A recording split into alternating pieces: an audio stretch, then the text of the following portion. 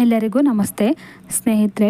ಭೂಮಿ ಮೇಲಿರುವ ಪ್ರತಿಯೊಬ್ಬ ವ್ಯಕ್ತಿಗೂ ಹಣದ ಅವಶ್ಯಕತೆ ಇದ್ದೇ ಇರುತ್ತದೆ. ಹಣ ಮನುಷ್ಯನ ಜೀವನಕ್ಕೆ ವರವಾದರೆ ಹಣದ ಇನ್ನೊಂದು ಭಾಗವಾದ ಸಾಲ ಶಾಪವಿದ್ದಂತೆ. ಸಾಲ ಎಂಬುದು ಅದನ್ನು ಪಡೆದುಕೊಂಡ ವ್ಯಕ್ತಿ ಜೀವನವನ್ನು ನರಕವನ್ನಾಗಿಸುವುದು ಮಾತ್ರವಲ್ಲ, ಆತನ ಕುಟುಂಬ, ಆತನನ್ನು ನಂಬಿಕೊಂಡವರ ಜೀವನವನ್ನೂ ನಾಶ ಮಾಡುತ್ತದೆ. ಫ್ರೆಂಡ್ಸ್, ನನ್ನ ವಿಡಿಯೋವನ್ನು ಮೊದಲನೇ ಬಾರಿ ನೋಡ್ತಾ ಇದ್ದರೆ ನನ್ನ ಚಾನಲನ್ನು ಸಬ್ಸ್ಕ್ರೈಬ್ ಮಾಡಿ. ಸಾಲ ಬಾಧೆಯಿಂದ ಮುಕ್ತಿಯನ್ನು ಹೊಂದುವುದಕ್ಕಾಗಿ ನೀವು ಗಣೇಶನನ್ನು ಪೂಜಿಸಬೇಕು. ಪ್ರತಿನಿತ್ಯ ಗಣೇಶನನ್ನು ಮನೆ ಅಥವಾ ದೇವಾಲಯದಲ್ಲಿ ಪೂಜಿಸಬೇಕು. ದೇವಾಲಯದಲ್ಲಿ ಪೂಜಿಸಿದಾಗ ಆತನಿಗೆ ದುರ್ವವನ್ನು ಅರ್ಪಿಸಬೇಕು.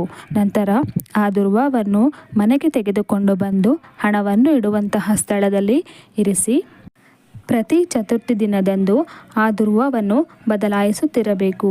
ಹಾಗೆಯೇ ಶ್ರೀ ಗಣೇಶ ಸಂಕಟ ನಾಶಕ ಸ್ತೋತ್ರವನ್ನು ನಿಯಮಿತವಾಗಿ 6 ತಿಂಗಳುಗಳ ಕಾಲ ಪಠಿಸಬೇಕು.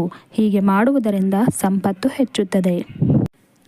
ಇದರ ಜೊತೆ ಗಣೇಶ ಸ್ತೋತ್ರ ಮತ್ತು ಗಣೇಶ ಕವಚವನ್ನು ಪಠಿಸುತ್ತಿರಬೇಕು. ಈ ಪಠಣವು ಶೀಘ್ರದಲ್ಲೇ ನಿಮ್ಮ ಸಾಲದ ಹೊರೆಯನ್ನು ಕಡಿಮೆ ಮಾಡುತ್ತದೆ. ಹಾಗೆಯೇ ಯಾವುದೇ ಸಾಲವನ್ನು ತೆಗೆದುಕೊಂಡಿದ್ದರೆ ಮಂಗಳವಾರದಿಂದ ಮರುಪಾವತಿ ಮಾಡಲು ಪ್ರಾರಂಭಿಸಿ. ಹಾಗೆ ಸಾಲವನ್ನು ನೀಡುವ ಮುನ್ನ ಗಣೇಶನ ದೇವಾಲಯದಲ್ಲಿ ಋಣಭಾರದಿಂದ ಮುಕ್ತಿ ನೀಡುವಂತೆ ಆತನನ್ನು ಪ್ರಾರ್ಥಿಸಿ. ಈ ಒಂದು ಮಾಹಿತಿ ನಿಮಗೆ ಇಷ್ಟ ಆಗಿದ್ದರೆ ನನ್ನ ವಿಡಿಯೋಗೆ ಒಂದು ಲೈಕನ್ನು ಕೊಡಿ. ಧನ್ಯವಾದಗಳು.